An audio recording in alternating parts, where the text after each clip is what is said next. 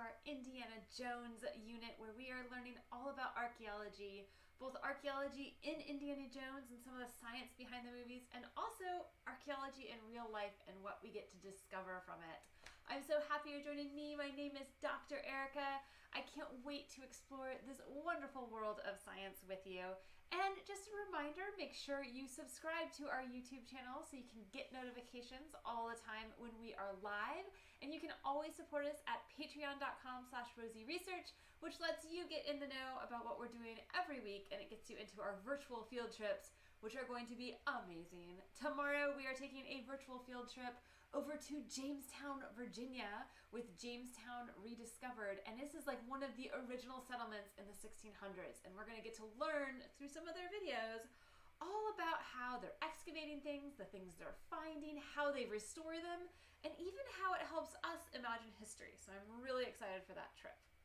Now, today we are doing our own excavation, our own dig site, and we set that up yesterday before we did our Indiana Jones trap engineering.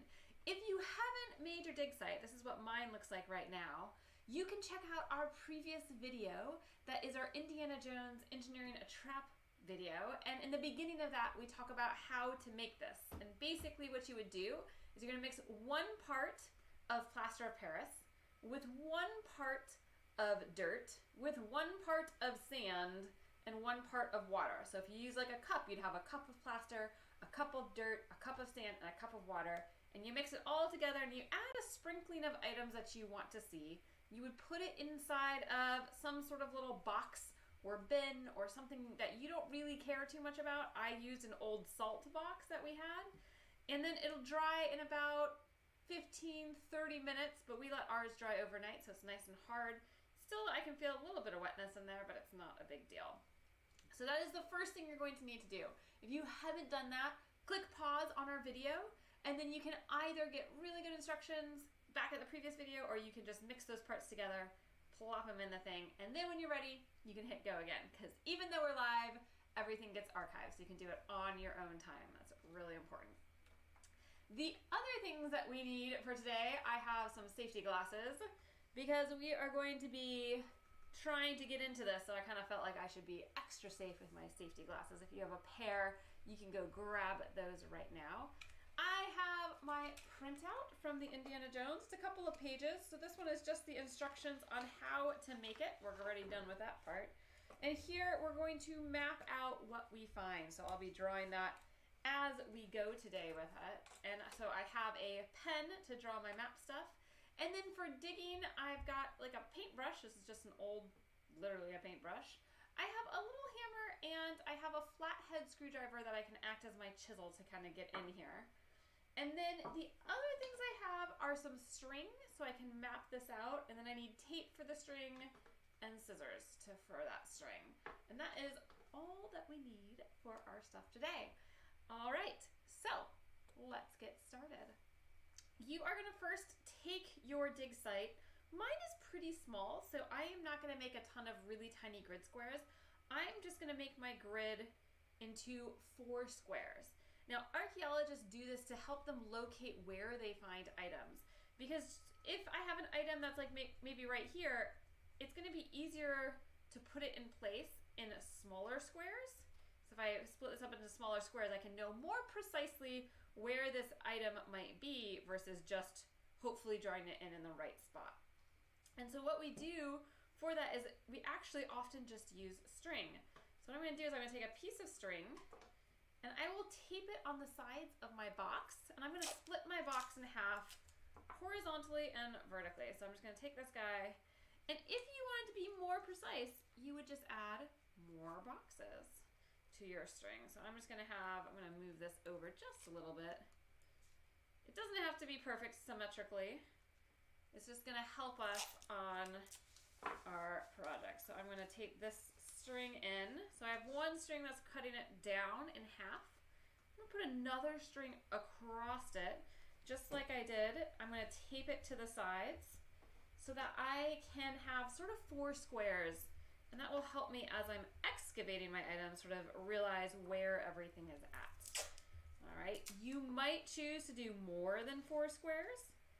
I don't know if I would do less than 4 squares, but you might do more than 4 squares.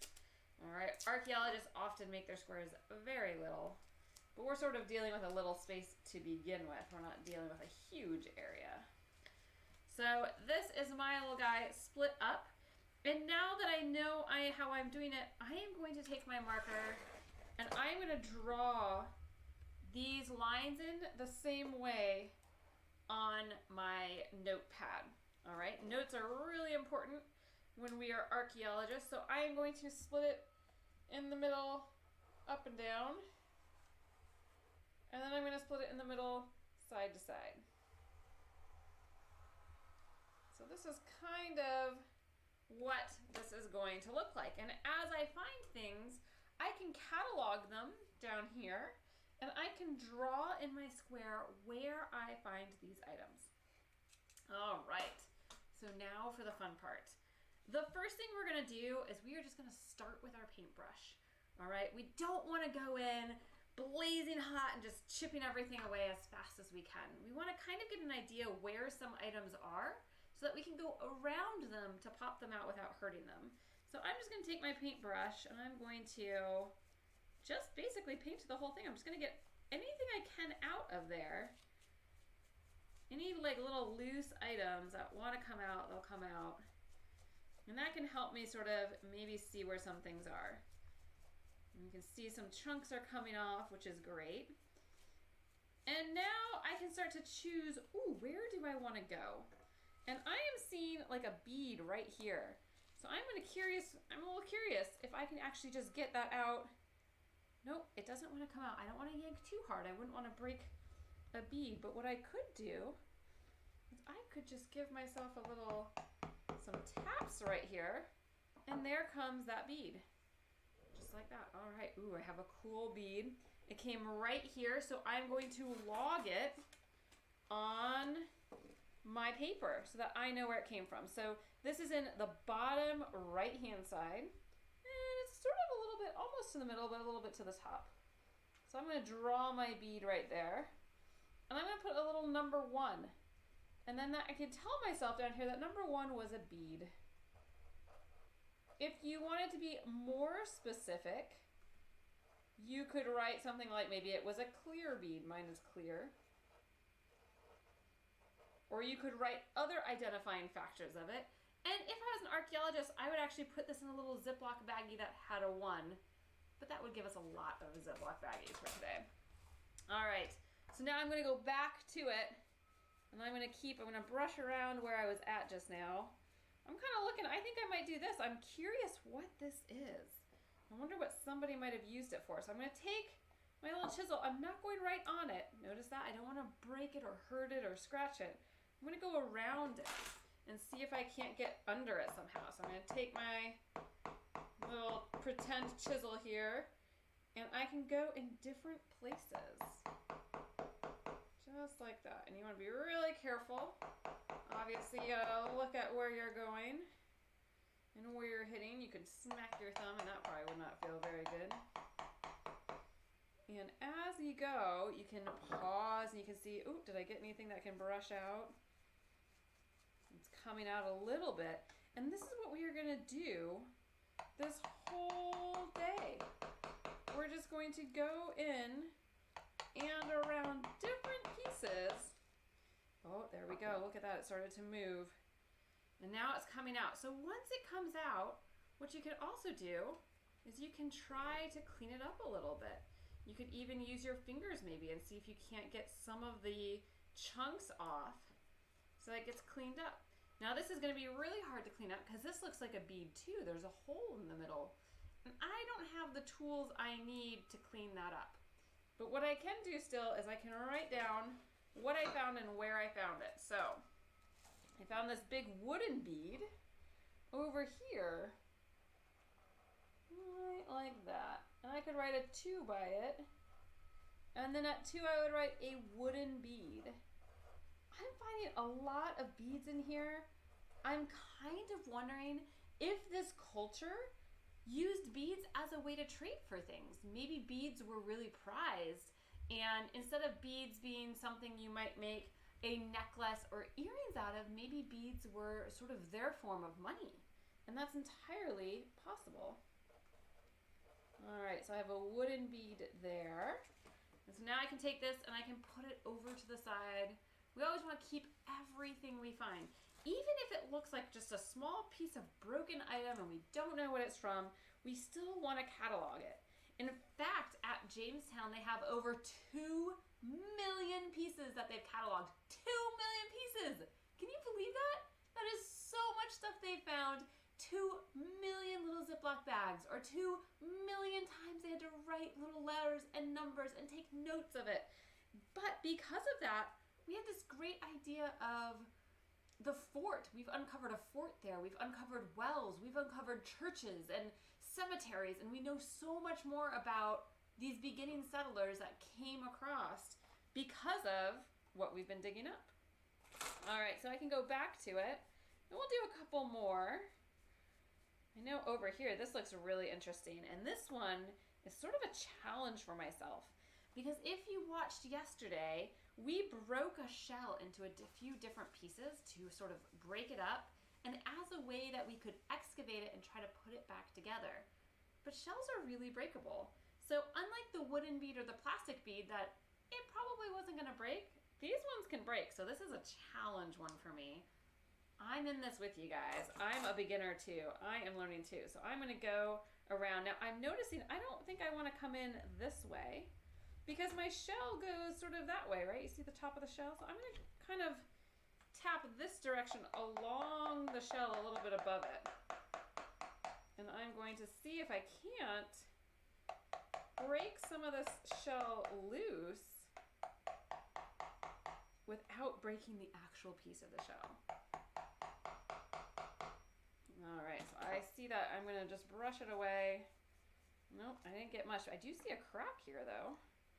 So that's kind of handy. We're getting somewhere.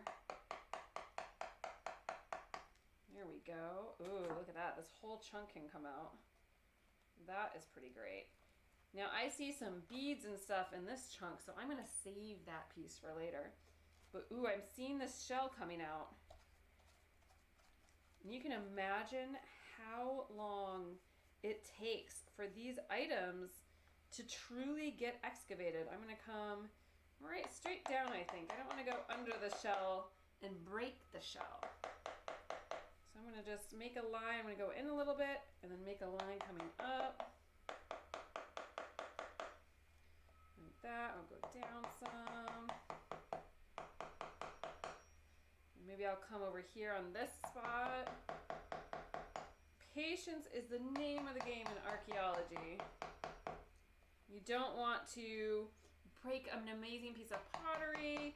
We don't want to break maybe a skull of somebody's in somebody's grave. All right, let's see. Ooh, I can pick some of this away with just my fingers. I'm a little more comfortable with that. I don't think I'll break the shell with just my fingers, but I can't get it all away. So we're gonna keep going. I'm gonna go over here. I kind of like this spot. Now, hopefully you have a challenge piece in your item so that you can also challenge yourself to get an item out. Let's see. I'm gonna make sure I'm well past the edge of that shell. I would hate to break it right now. Although I see another piece of shell right here, so I need to be really careful where I'm at right now.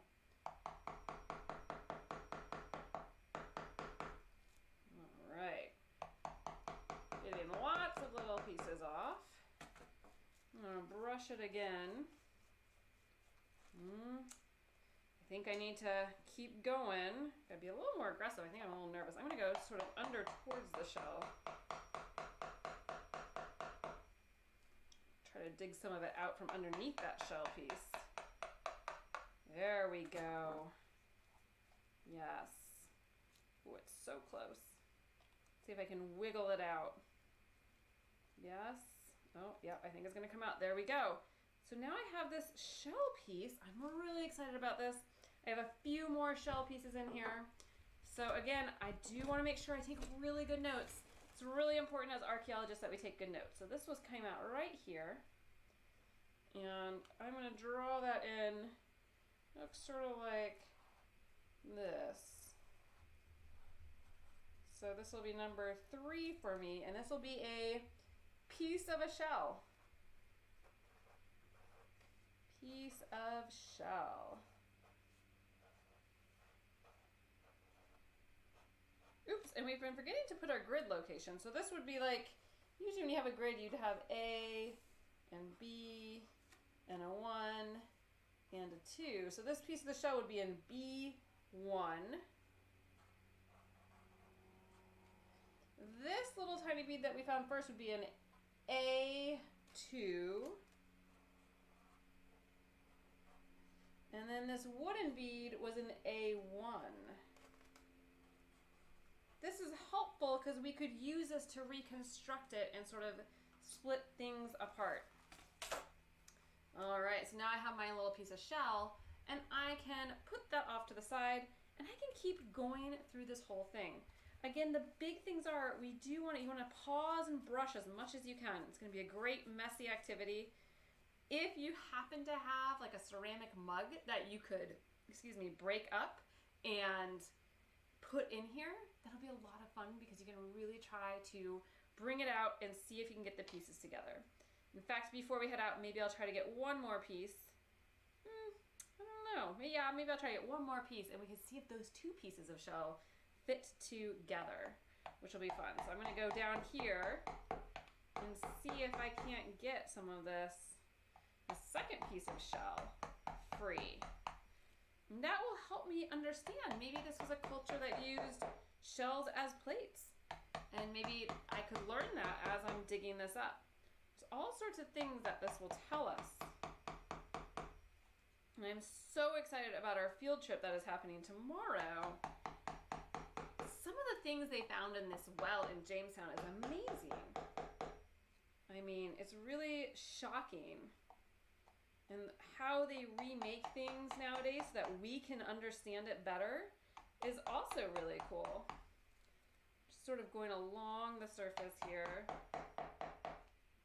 to try and get this other piece of shell out. We'll see if we can do it without breaking it. Now, if you know how many items you put in, you'll know how much you need to discover and take out. But maybe you don't know. And I think that's kind of a cooler way if you have your parents do it. All right, it's sort of wiggling, but I am not comfortable just popping that out. So I'm going to actually uncover it a little bit more. I'm going to go sort of towards this wall right here. There we go. So that nice big chunk just came off. Oh, I'm glad that I hadn't tried to pull too hard. And now I have this other piece of shell, which again, the first thing I'm going to do before I go further is I'm going to write down where I found it.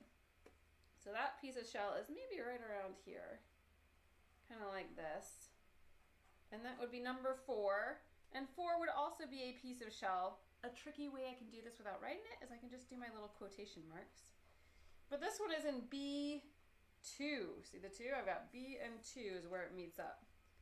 And I could write that down as B2. And you're just going to keep on going through that and seeing what you find. And then we can see, I wonder if these 2 pieces of shell, oh yeah, it looks like they did go together. Ooh, very interesting. So these 2 pieces of shell right here, they look like they fit really well. Just like this. Now you'll notice there's a seam in that shell. And in fact, one of the things we're going to learn about on our field trip tomorrow is how when they find like large cement blocks or maybe even shells or pieces of pottery, how they put those back together to help us imagine what these pieces looked like originally, and also to help us learn about what function those pieces might have had. So this is really cool, and it sort of gives me an idea too that there are more pieces of shell. This doesn't look quite right. There's lots of jagged edges. So if I was an archaeologist, I'd be very excited to go back into my digging hole and see what other pieces I could find of this item. All right, so that is our fun and quick little lesson today on how we can dig up like archaeologists. And I hope that you guys are gonna have a great time I'm not done, but I'm going to finish inside of my Zoom room so that you guys can dig with me as well, because I so enjoy having you guys with me and hearing all of your questions and sharing all the exciting things that we get to do together.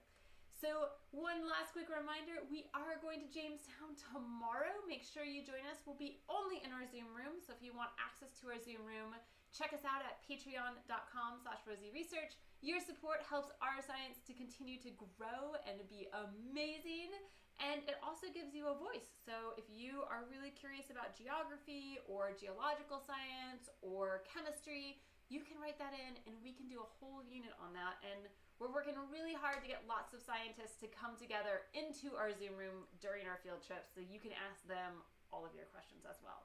We don't have one this week for archaeology because we're just starting up, but we do have a scientist for our next unit. In 2 weeks, we have our next field trip. We are going to the National Weather Center. I'm super excited, in Oklahoma, and we have somebody from there who is going to answer all of our questions after we get the Oklahoma National Weather Center tour. All right, I will say goodbye to my Zoom friends, or goodbye to my YouTube friends, and hello to my Zoom friends as we transition and continue to dig up our archaeological sites. I hope you find some amazing treasures today, and I will see you tomorrow for our field trip to Jamestown. Have a good one.